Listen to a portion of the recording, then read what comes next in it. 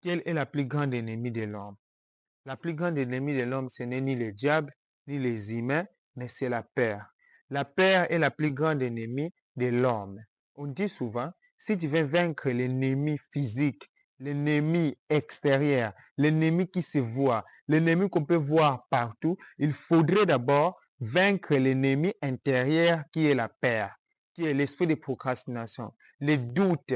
Ah, moi, je ne suis pas sûr que ça va marcher, ça va marcher. Non, il faudrait dire que bien que je suis en train de traverser les moments difficiles, bien que je sois en train de traverser les moments précaires, mais ça va marcher. Je vais essayer.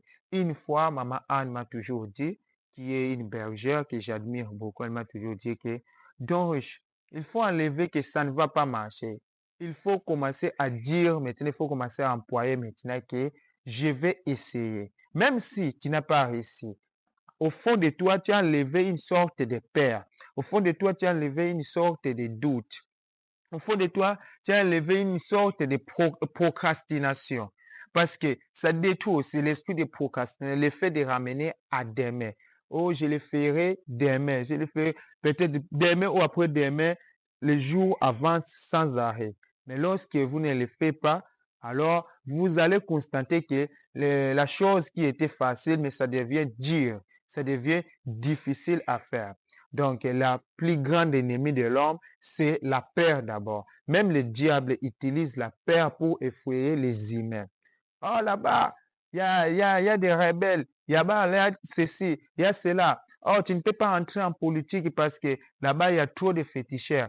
Ils utilisent les loges, ils utilisent les fétiches euh, pour qu'ils entrent là-bas.